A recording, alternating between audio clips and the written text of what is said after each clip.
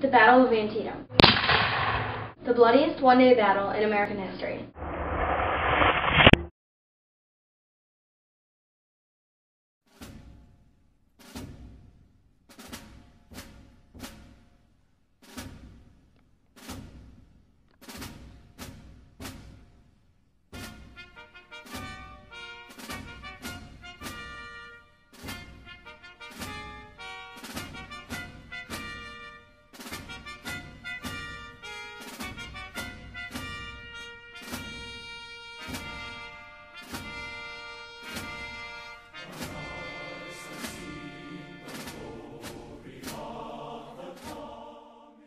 After the victory at Second Bull Run, Confederate General Robert E. Lee, along with 40,000 men, entered Maryland to gain more Confederate supporters and obtain new supplies and soldiers. The main reason they were fighting was to gain more supporters in the European nation. While General George B. McClellan was moving to stop the Confederates from marching into Maryland, he found a copy of Lee's battle plan.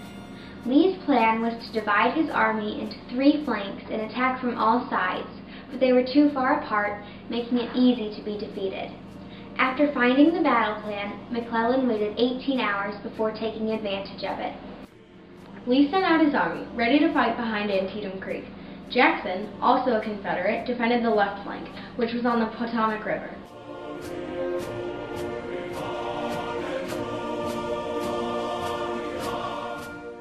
James Longstreet defended the right flank on the Antietam Creek.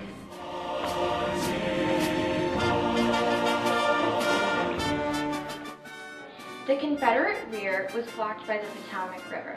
McClellan waited a while to attack the Confederates, which was a mistake because it gave the Confederates time to bring in more troops to help fight.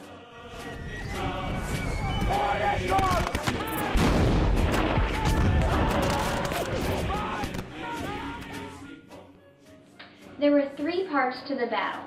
In the first part, the battle opened at dawn on September 17th. It started with an attack down the Hagerstown Turnpike by the Union I Corps.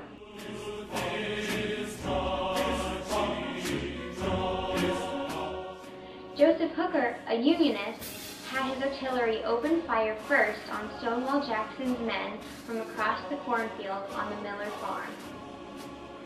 During Part 1 of the battle, the possession of the cornfield changed sides about 15 times. Major General John Sedgwick tried to relieve the pressure on General Mansfield's men after his men came under a strong fire around the Duffer Church.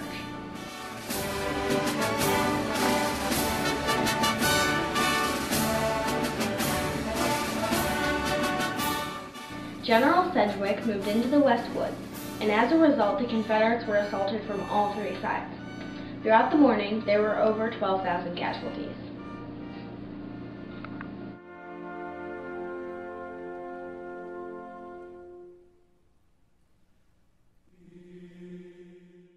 Part 2 took place in midday.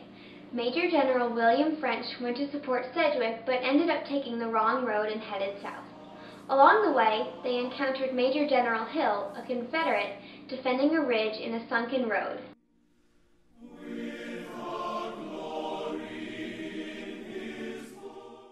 French's men were able to get through the wall Hill created in short notice.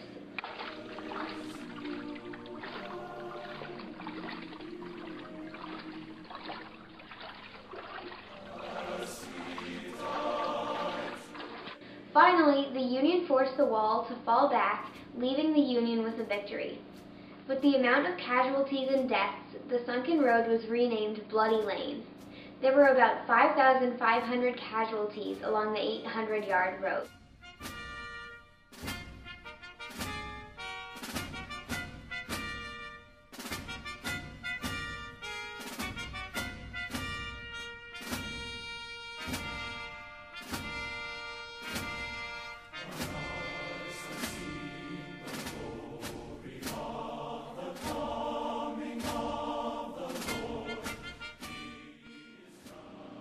Part 3 took place in the evening, south of the battlefield.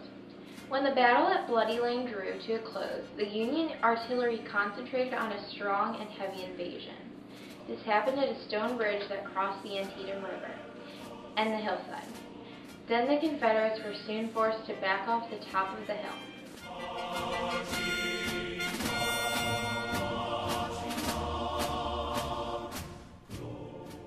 McClellan had the opportunity to fire at Lee's army, but with the lack of coordination, it led to downfall because the General Burnside delayed the attack for over 2 hours.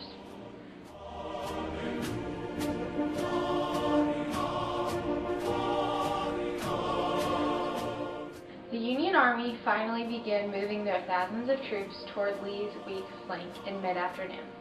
Lee desperately moved his men to meet the attack of General Ambrose Burnside, a Unionist. Little did he know that Burnside had far more soldiers. Lee and his men kept fighting, even though they assumed it would be a loss for the Confederates.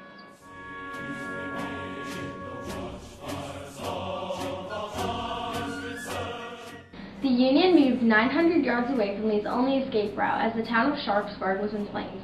Confident about the victory the Union seemed to have in their hands, the troops didn't notice the approach of General Hill and his men from the south, who left their posts at Harper's Ferry.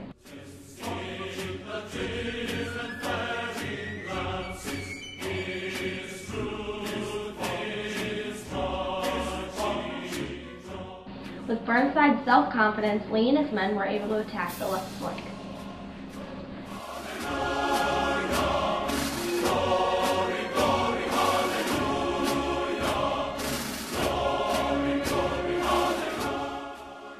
In minutes, the tide of the battle turned, and in the end, the Confederates stopped the Union advance and forced them back to Antietam Creek. The next day, September 18th, both armies waited for the other to attack, but the attack never came, marking the end of the Battle of Antietam.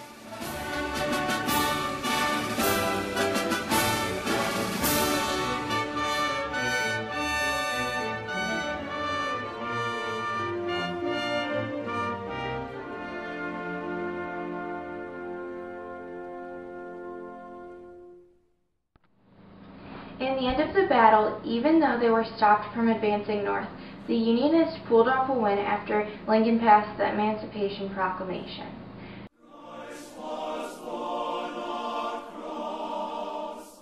During the rip of the battle, the purpose changed for the Unionists. They were not only looking to advance into the north, they wanted to end slavery. This is why it was a key victory for the Union Army.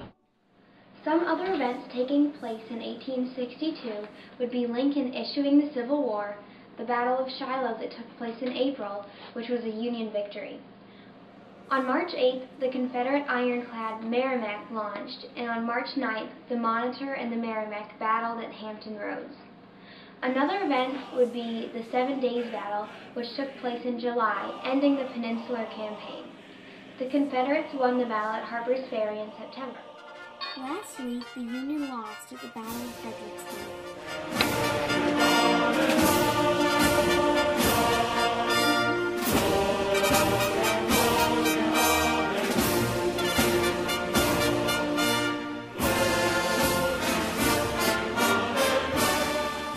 The Battle of Antietam was important because it forced the Confederate Army to retreat back across the Potomac River.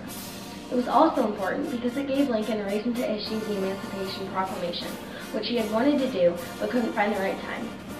The battle showed people that war is very brutal. The number of deaths were very significant in making the people believe that the war is brutal. Because of the Confederates' failure, they lost the fort they were aiming to get in Europe.